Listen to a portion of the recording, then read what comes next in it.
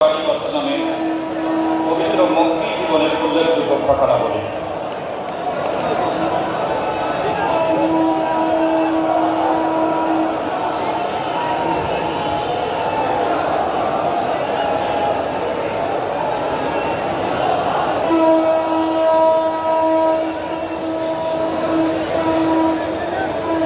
আসসালামু আলাইকুম ওয়া রাহমাতুল্লাহি ওয়া বারাকাতুহু।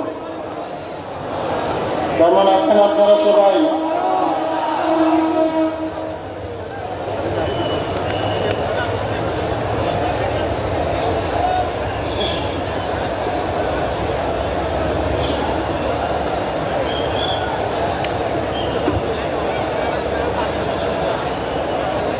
أعوذ بالله من الشيطان الرجيم. بسم الله الرحمن الرحيم. الحمد لله وكفى والصلاة والسلام على سيدنا رسولنا المصطفى وعلى آله وصحبه الذين هم فائزون بالصدق والصفاء. قال الله تعالى عز وجل: إن الله وملائكته يصلون على النبي يا أيها الذين آمنوا صلوا عليه وسلموا تسليما. صلى الله على وعليه وأصحابه وسلم. صلى الله على سيدنا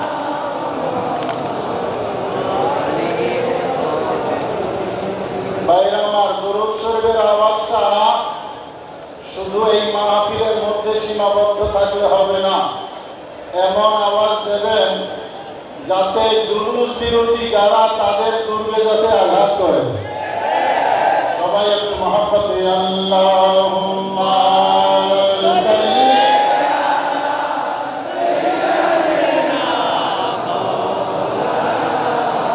মুহাম্মদ ওয়া আলা আলিহি।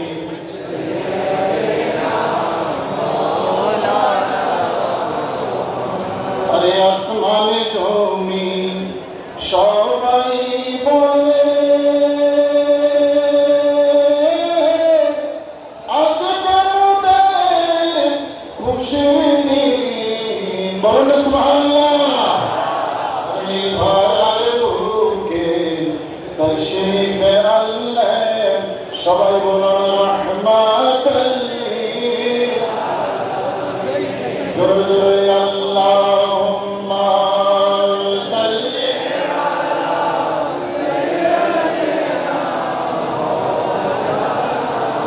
মুহাম্মদ ওয়া আলা আলি সাইয়্যিদিনা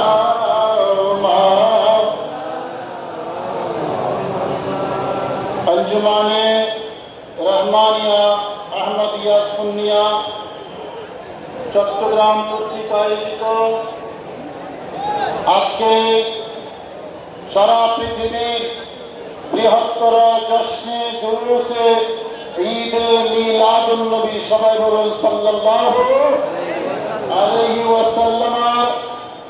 এই আযমুশ শান জুলুসে সদরে মুকররম रहनुमाए शरीयत तरीक़त हादिए दीन मिल्लत आले रसूल पीर बंगाल सय्यदी सनदी सैयद मोहम्मद साहब शाह साहिब किबला दामत बरकातुल कुदसिया আজকে এই আযমুশ শান জুলুসে মেহমান আলা সাহেবজাদা হুজুর কিবলা মুফাক্কির ইসলাম হযরতুল আল্লাহ সৈয়দ মোহাম্মদ কাসিম শাহ সাহেব কিবলা এবং মেহমানে খুসুসি আলে রসুল সাহেবজাদা হুজুর কিবলা সৈয়দ মাহমুদ আহমদ শাহ মুক্তাসিরুল আলী জামিয়া আহমদিয়া সুন্নি আলিয়া মাদ্রাসার সম্মানিত অধ্যক্ষ মহোদয় সহ আমার পরম শ্রদ্ধেয় সদস্য কেরাম, মুহাদ্দিসিন কেরাম, ফুকাহায়ে কেরাম,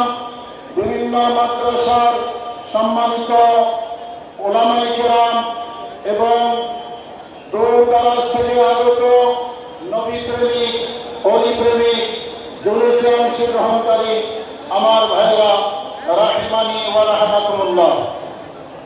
আজকের এই জুলুসের কোথায় শেষ কোথায় শুরু মোটামুটি আমি খুঁজে পাই নাই। আমি সকালে ঢাকা থেকে এসেছি, এয়ারপোর্ট থেকে বের হয়ে দেখলাম জুলুসের মানুষ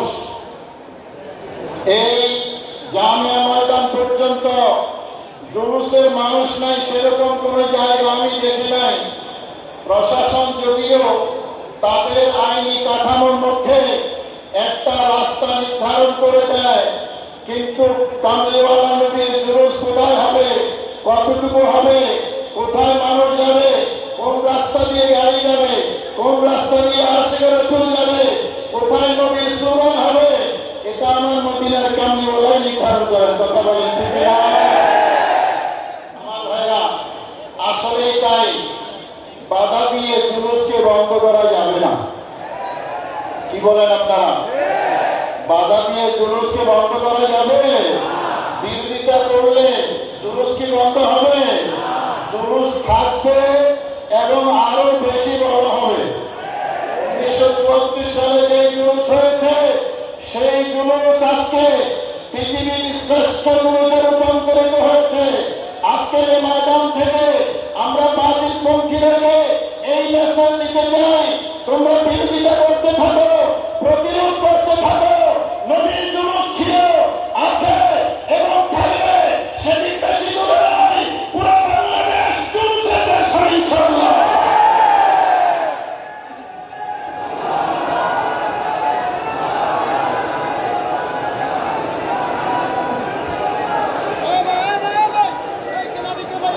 আমার ভাইরা, আমি এই কথাটা কেন বললাম? কারণ ইন্তেজামিয়ার পক্ষ থেকে আমাকে একটা সাবজেক্ট দেওয়া হয়েছে। সেই সাবজেক্টটা হলো আমার দয়াল নবী রহমতুল আলামিনের মক্কি জীবনের ঘটনাবলী। নবীজির মক্কি জীবন, হিজরতের আগের যে জীবন, সেই জীবনে কামলিওয়ালা নবীর ঘটনাবলী, এটা হলো আজকে আমার আলোচনার বিষয়বস্তু। ঘটনা তো অসংখ্য ঘটনা ঘটেছে, সকল ঘটনার পেছনে কাফের বেঈমানদের একটাই উদ্দেশ্য ছিল, ইসলামকে বাধা দেওয়া, ইসলামকে বাধাগ্রস্ত করা, আমার দয়াল নবীর কাজে বাধা দেওয়া। সেই টার্গেট নিয়ে তারা সাহাবায়ে কেরামকে টার্গেট করে আক্রমণ করেছে, নির্যাতন করেছে, সাহাবায়ে কেরামকে শহীদ করেছে। হযরত সুমাইয়া রাদিয়াল্লাহু তাআলা আনহাকে নিয়ে শুরু, সেই ইসলামের প্রথম শহীদ। এই নির্যাতন শুরু হয়েছে, সেই নির্যাতন সাহাবায়ে কেরাম থেকে শুরু করে কামলিওয়ালা নবী পর্যন্ত কাউকে তারা বাদ দেয় নাই। টার্গেট একটাই ছিল, ইসলামকে বাধাগ্রস্ত করা, ইসলামকে থামিয়ে দেওয়া। কিন্তু আমার আল্লাহ বলেন, ইউরিদুনা লিইউতিউ নূরাল্লাহি বিআফওয়াহিহিম ওয়াল্লাহু মুতিম্মু নূরিহি। তারা চেয়েছে ইসলামকে থামিয়ে দেওয়ার জন্য, নবীকে থামিয়ে দেওয়ার জন্য, কিন্তু আমি আল্লাহ ইসলামকে থামিয়ে দিতে চাই নাই, নবীকে থামিয়ে দিতে চাই নাই। যত বাধা এসেছে, যত বিপত্তি এসেছে, যত আক্রমণ এসেছে, যত নির্যাতন হয়েছে, ইসলাম আবার পেয়েছে। কথা বলেন ঠিক না? জশ্নে জুলুসও সেরকম, যত বাধা আসবে জুলুস কি কমবে না বাড়বে? আবার দিয়ে বলতে হবে, কমবে না বাড়বে? আমার ভাইরা, আমি যদি একটা একটা করে আপনাদের খেদমতে উপস্থাপন করি, হযরতে সুমাইয়া রাদিয়াল্লাহু তাআলা আনহা, হযরত আম্মার বিন ইয়াসির, বাবা হযরতে ইয়াসির, তাদের উপর যে নির্যাতন হয়েছে, নবীজি রাস্তার পাশ দিয়ে যাচ্ছেন, তাদেরকে টেনে হিসেবে আপনার নির্যাতন করা হচ্ছে।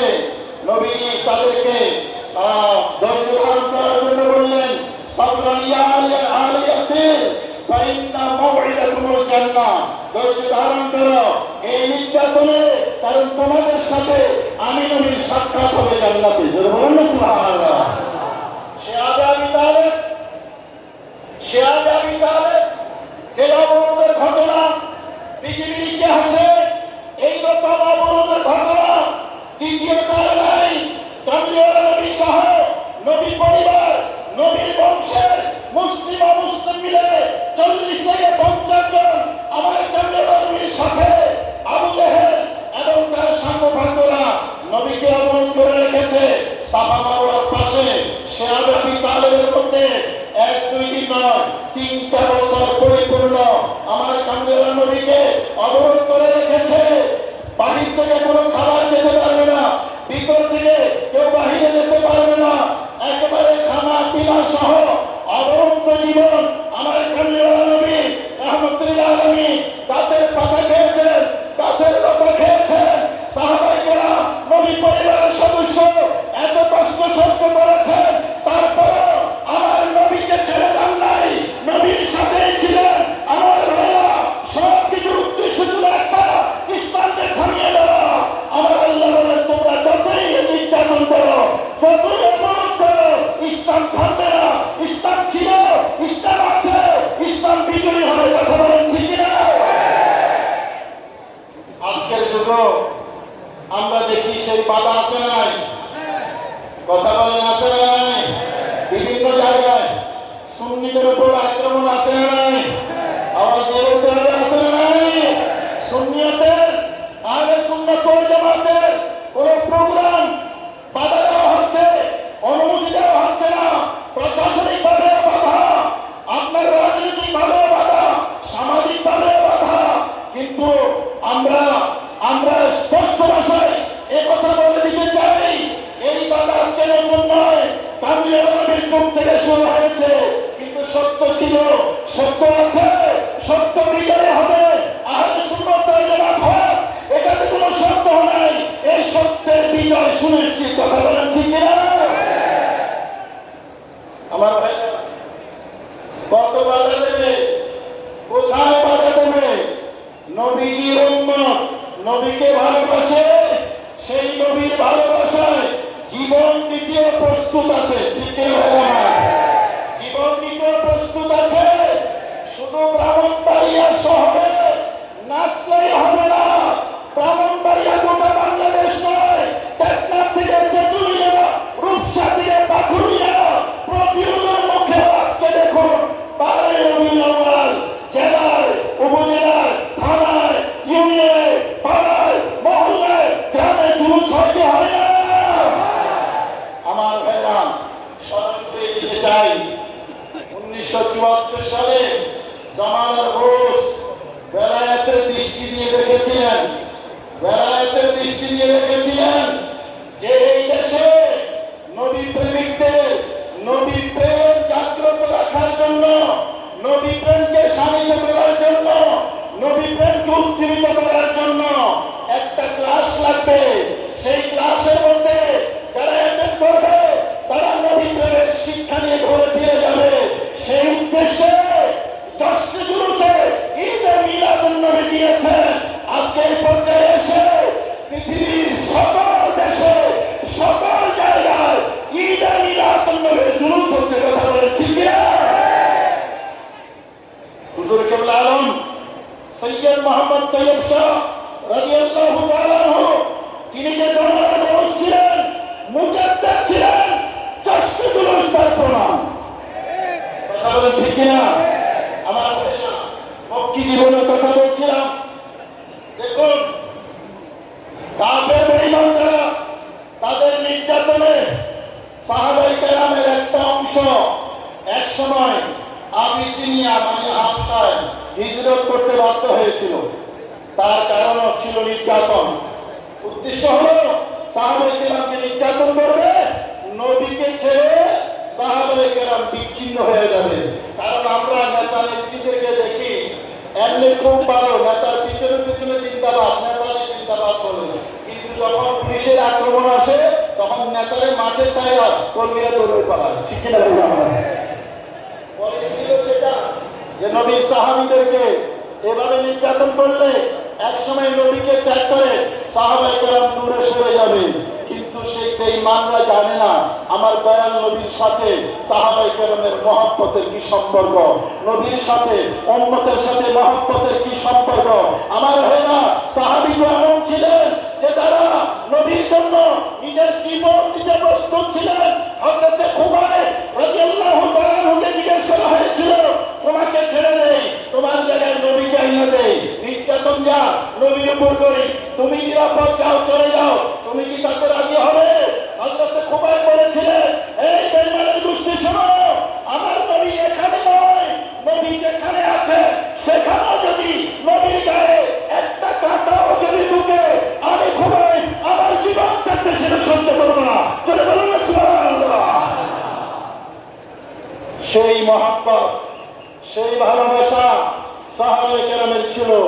আবিসিনিয়া গিয়েছিলেন, অনাহারে অর্ধাহারে ছিলেন, কিন্তু নবীকে ছাড়েন নাই, ইসলাম ছেড়ে দেন নাই, নবীর ভালোবাসার বন্ধনে ছিলেন। সেখান থেকে এসেছেন, নবীর সাহাবী যে ছিল সেই সাহাবী ছিলেন। জোরে বলুন না সুবহানাল্লাহ। আমার ভাইরা, তায়েফের কথা যদি বলি, আমার কামলিওয়ালা নবী তায়েফের ময়দানে গিয়েছিলেন। তায়েফ শহরে মক্কা শরীফ থেকে প্রায় 150 কিলোমিটার দূরে তায়েফ আলাদা একটা শহর। সেই বছরটা ছিল দুঃখের বছর। পেয়ারা নবী বিবি জান হযরতে খাদিজাতুল কুবরা এবং নবীজির আশ্রয়ে আবু তালেব নবীজির চাচা দুজনে ইন্তেকাল করেছেন। সেই ব্যথা প্রশমন করার জন্য নবীজি তায়েফ গিয়েছিলেন, কিন্তু সেই তায়েফে যেখানে একটু শান্তি জেনে গিয়েছিলেন, তায়েফের লোকেরা বিশেষ করে বনু সাকিব পুত্রের যারা, তারা আমার পেয়ারা নবীকে রক্তাক্ত করেছে। রাস্তার দুই পাশে যুবকদেরকে দাঁড় করিয়ে দিয়েছে। আমরা তো সম্বর্ধনা দেই ফুল হাতে নিয়া, কিন্তু তারা নবীকে, নবীর দুই পাশে, রাস্তার দুই পাশে দাঁড়িয়েছিল, পাথর নিয়ে নবীজি রাস্তায় হাঁটতেছেন। দুই দিক থেকে ওই বেঈমানের গোষ্ঠী পাথর নিক্ষেপ করেছে। পেয়ারা নবীর মাথা মোবারক থেকে ঝরঝর করে রক্ত ঝরেছে। আহত হয়ে কামলিওয়ালা নবী একটা খেজুরের বাগানের পাশে গিয়ে বসেছেন কিছুটা শান্তি পাওয়ার জন্য তাদের আক্রমণ থেকে। আমার ভাইরা, আমি গুনাহগার, সেই বাগানটাও দেখে এসেছি। আল্লাহ পাক সুযোগ দিয়েছেন, সেই বাগানের দেয়ালের পাশে বসার পরে উতবা এবং উতাইবা নামে আপন দুই ভাই, তারা তাদের এক গোলাম কৃতদাস আব্বাসকে পাঠিয়েছেন, যাও ওই ক্লান্ত পথিক তার কাছে কিছু আঙ্গুর নিয়ে যাও, আঙ্গুর খাওয়াই আসো। তিনি অপরিচিত ক্লান্ত পথিক মানুষ তাকে আক্রমণ করেছে। আব্বাস সেখানে গেলেন একটা আঙ্গুরের ঠোকা নিয়া। আমার কামলিওয়ালা নবী বসলেন, খাবার আগে হাত দিয়েছেন, হাত দিয়ে পড়ছেন বিসমিল্লাহির রহমানির রহিম। জোরে বলুন না সুবহানাল্লাহ। বিসমিল্লাহির রহমানির রহিম যখন বললেন, আব্বাস বললেন, হুজুর আপনি যেটা পড়েছেন এখানকার মানুষ এটা পড়ে না, এখানকার মানুষ এটা তেলাওয়াত করে না। তখন নবীজি বুঝে গেলেন আব্বাসের বাড়ি এখানে নয়। বললেন, তোমার বাড়ি কোথায়? বললেন, আমার বাড়ি হলো নিনওয়াই। বললেন, কোন নিনওয়াই? আমার ভাই নবী ইউনূসের দেশ সেই নিনওয়াই। বললেন, আপনি ইউনূসকে কিভাবে ছিলেন? ইউনূস বিন মাত্তাকে কিভাবে ছিলেন? আমার দয়াল নবী বললেন, আব্বাস আমি চিনব না কেন? আমিও নবী, ইউনূসও নবী ছিলেন। সুবহানাল্লাহ।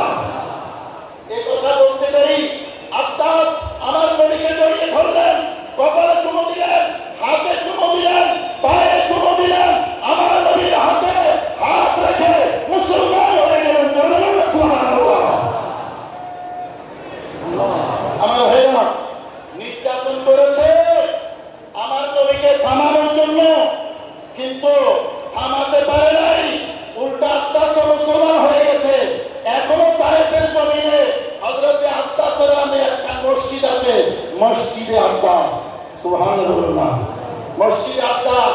তো বলতেছিলাম, কামলিওয়ালা নবী রাহমাতুল্লাহ আলাইহির মক্কি জীবন পুরোটাই ছিল নির্যাতিত হওয়ার জীবন।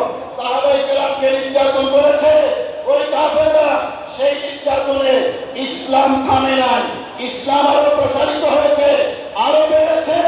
সেই সুদূর আরব থেকে সারা পৃথিবীতে ইসলাম পৌঁছেছে। আমরা যারা আহলে সুন্নাত ওয়াল জামাত, আমরা যারা সুন্নি মতাদর্শের লোক, আমি এই মেসেজটুকু দিয়ে শেষ করব। আমার ভাইরা, চলার পথে বাধা আসবে, চলার পথে আক্রমণ আসবে, চলার পথে নির্যাতন আসবে, চলার পথে আপনাকে থামিয়ে দেওয়ার চেষ্টা হবে বিভিন্নভাবে, কিন্তু থেমে গেলে চলবে না। আমার কামলিওয়ালা নবী মক্কি জীবনের আদর্শ সামনে নিয়ে আমাদেরকে এগিয়ে যেতে হবে। মনে রাখবেন, বাধা যত আসবে আহলে সুন্নাত ওয়াল জামাত তত বেশি প্রতিষ্ঠিত হবে। কথা বলেন ঠিক না? এটাকে থামিয়ে রাখা যাবে না। আমার আল্লাহ বলেছেন, জাল হক ওয়া যাহাকাল বাতিল ইন্নাল বাতিলা কানা যাহুকা। যতই আসে বাধা, হক কখনো থামবে না। থামলে বাতিল থামবে। থামলে কে থামবে? বলেন বলেন। থামলে বাতিল থামবে, হক কখনো থামবে না। আল্লাহ পাক রব্বুল আলামিন আমাদেরকে এগিয়ে যাওয়ার তৌফিক নসিব করুন। সবাই বলুন আমিন। আসসালামু আলাইকুম ওয়া রাহমাতুল্লাহি ওয়া বারাকাতুহু।